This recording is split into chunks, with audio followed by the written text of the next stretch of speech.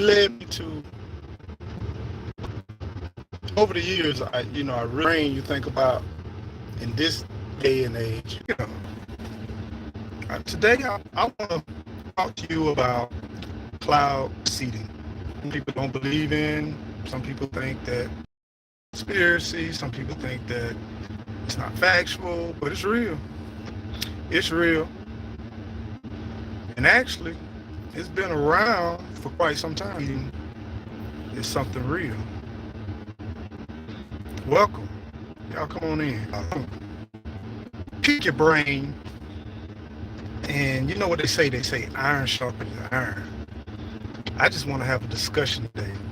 Since we are in tune with nature and we love nature, you're typically going to watch some of my videos or some of my lives. So I want to take you along in a journey in my brain as I think about cloud seeding. So, how you broadcast seeds into the earth. Hey, Miss Shirley. Oh, gee, what's going on? Tracy, what's going on? Now, I'm not going to be battling with this thing we call buffering. I'm going to try to get a little bit in an open area. So y'all bear with me. Hold on for 1 second. Let me drive back. Let me focus my attention on driving. I'm going to try to get into an open area because I want to have some discussions,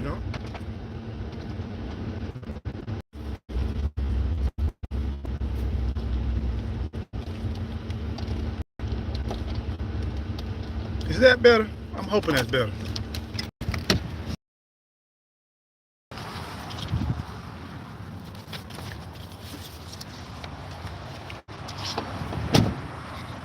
Can y'all hear me now? Hopefully the reception is a little bit better. Yes, I'm better by the road. All right. So yeah, I want to have a discussion with y'all. I want to pick your brain. What are your thoughts on cloud seeding? What are you thinking about when you think of cloud seeding? So cloud seeding, just if you don't know what cloud seeding is when they fly airplanes or missiles, a lot of different processes that they do it, but typically they take airplanes and they have these jets and they fly into the cloud formation. And clouds are nothing but particles of liquid ice. And so they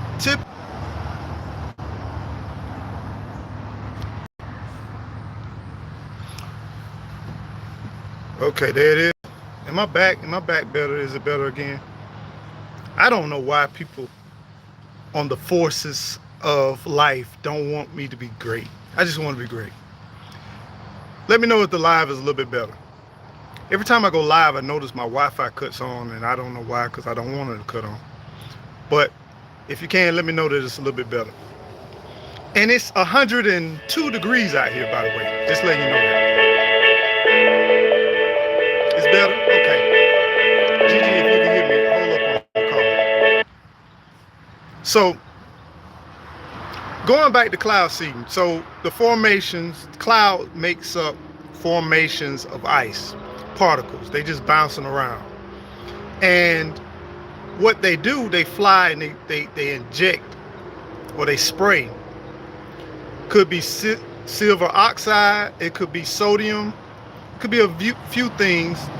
It even could be like some particles or debris where it attaches to those little particles of ice, liquid ice, and then they start to melt, which creates rain. So when they say cloud seeding, it's a man-made way to get the clouds to release the moisture. And I was just thinking about if we're controlling the rain, which when I say we, I'm talking about humankind, because it looks like cloud seeding has been performed throughout the world ever since 1949. That's according to record. So ever since 1949, man has been involved in making it rain. When you think about that, they have controlled weather patterns. If you take a cloud that will eventually make its way from Utah to Florida, there's some difference in pressure changes. There's some difference in a lot of different things. But the crazy part about all of this is that it's mainly controlled by companies, government, and companies that's either has nothing to do with agriculture. Could be tourism. For example, even in China, they had the Olympics. They did not want an overcast day, so they did cloud seeding to get rid of the overcast, just to have a clear day for the Olympics. This is real factual stuff. You can do your research. And on November 1946, that's when they first did that modification with the cloud seeding. So I'm just thinking about, what are your thoughts? Put it in the in the chat. What you thinking? So Canadian said, let's see. Let me go back to Canadian. Really cool, but maybe something we shouldn't do too much of, messing around with Mother Nature. Laugh out loud. I don't know. Yeah, I don't know. I don't know neither. That's why I want to have a conversation with you. So there have been in the Midwest, I'm talking about the United States, where there have been like ski resorts where they noticed that if they didn't get a certain amount of rain and precipitation at certain times of the year, they would have enough snow. And they have paid, which you can pay. You can get permitted, and you can pay, and you can create rain. Of course, it has to be approved by the government, but it's not crazy money either. It's fairly inexpensive when you think about the totality of what you can make for the investment. But it's crazy that corporations can decide what happens in an area, in the environment, based on their needs and their wants. Yeah, silver oxide, you got it. Bug-out Brad, yeah, potassium. Yeah, dry ice, simply dry ice. Okay, so Brad, I'm glad you brought that up. Dry ice. What's harmful? Is it really harmful to have dry ice or large amounts of dry ice? If you're in a room and you got a bunch of dry ice, what's your thoughts? No cloud seeding. I hear you, Tracy. What's your thoughts? If you're in a room and you don't have ventilation and you drop a lot of dry ice, what typically can happen? So dry ice is frozen carbon dioxide, that is.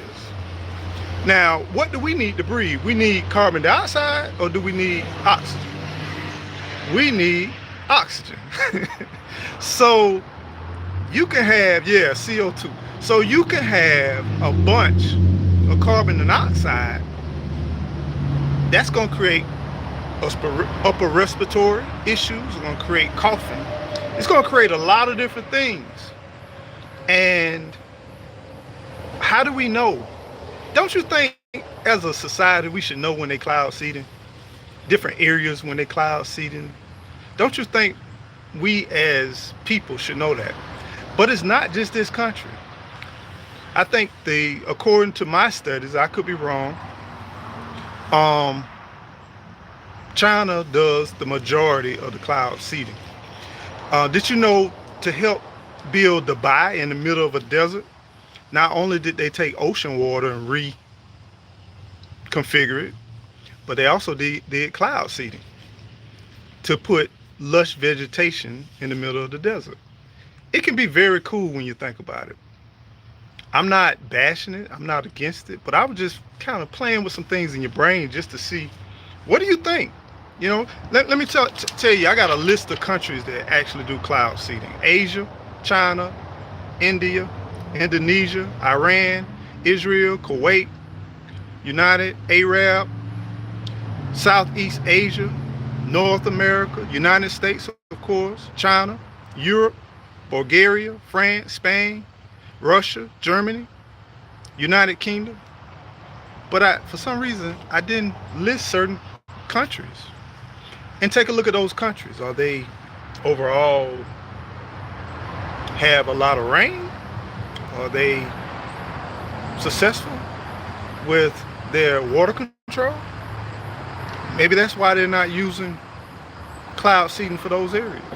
You be the judge. I also want to let you know that the effect can take place almost immediate to around 30 minutes, depending on the seed delivery.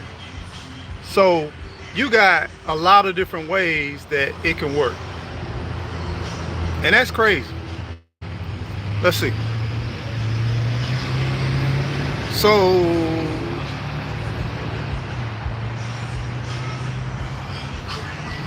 let's take a look. Let's see. Sunday, what's up, Sunday? Why not Tracy?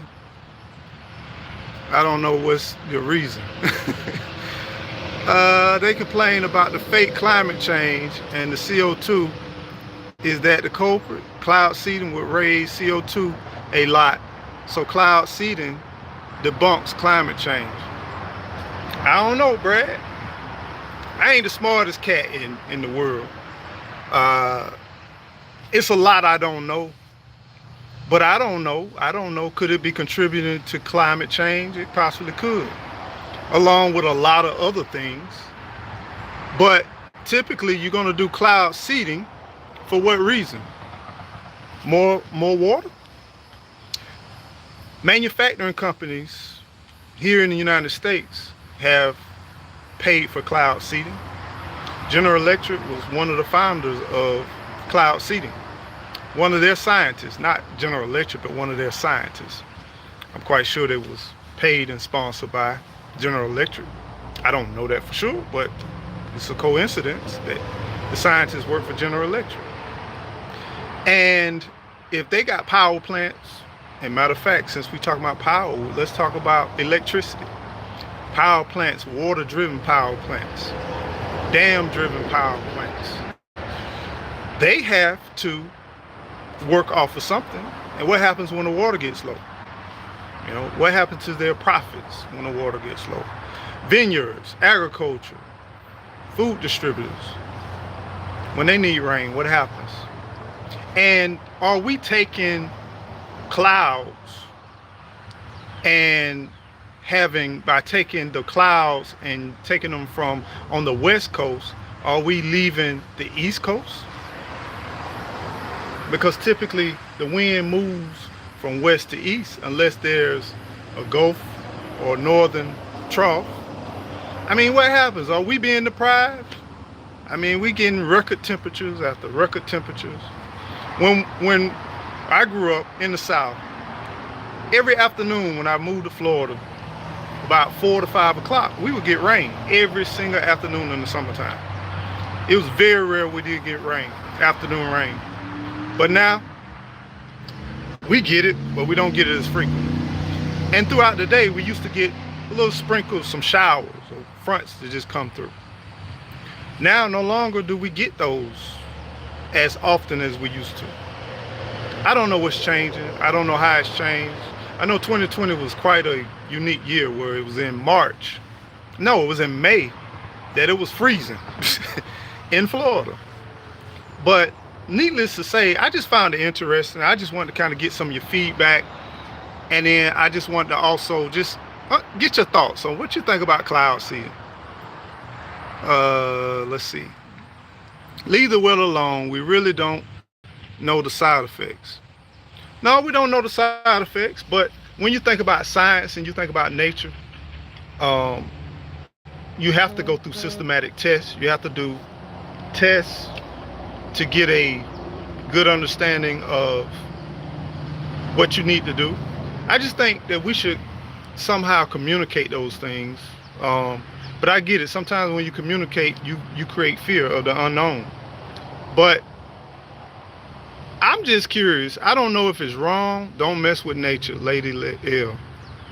Sound interesting. I want to look this up. Look it up, Brad. I mean, Canadian, look it up. This is when plants show up that don't grow here. Some invasive. Travel, yeah. People traveling. Then you have even birds transplant seeds and take seeds from one country to the other. People through travel, animals, all those type of things. Insects. They complain. Okay, got that one. Don't mess with nature. Climate change happens over 100 times, over 100s of years, thousands. Weather is what we are experiencing in a specific solar cycle. Yeah, Brad. Well, I think Brad is speaking from historically, but I'm curious when you keep looking at it, because they're looking at the effects that the volcano caused in Philippines, and they're doing tests on putting particles, not molecules, putting particles into the clouds. They testing different things to recreate. During, I think it was 1991 in the Philippines, there was a volcano, and the ashes and the smoke, it lowered the temperature. It lowered the temperature significantly, that it would take hundreds of years to do. And there are, if you do your research, there are foundations that are investing in the possibility of recreating that on a worldwide perspective to do climate change. So, I mean, some things, we in the instant gratification world where things that may have took over 100 years, some people want to expedite that piece. Also, climate change is not genetic, I guess that's what it is, not caused by us at all. Well, I even look at it like this. What if we did create climate change? What if we did create climate change? Don't you think that that's a part of just evolution overall? Because, I mean, the world is constantly evolving, things are constantly changing. Wherever there's too many of a species, typically, the species will self-exterminate itself because of the lack of resources. And then the earth will still move on, or the world will still move on, and it will evolve to move on without that species. Things that depends on those species, it would die. There are 2 million underwater volcanoes.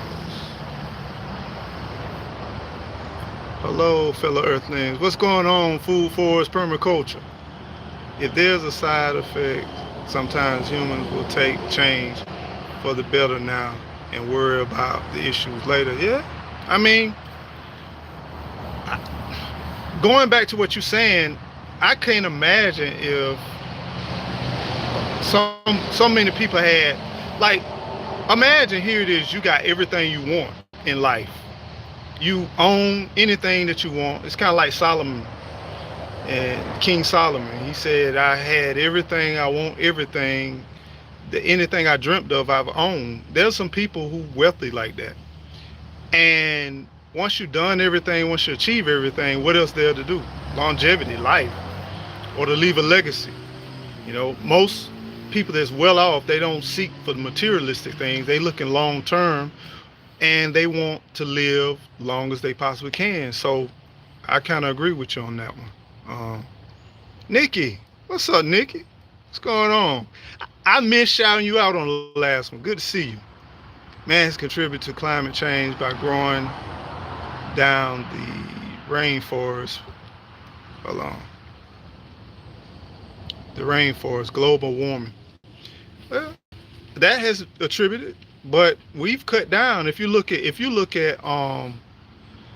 really look at everywhere where cities and development is, they typically, if you look at a neighborhood or anything like that, what they typically do is cut down whatever is existing, and they start on a blank canvas. And they typically also plant additional plants, additional flowers on top of that. Here in Florida,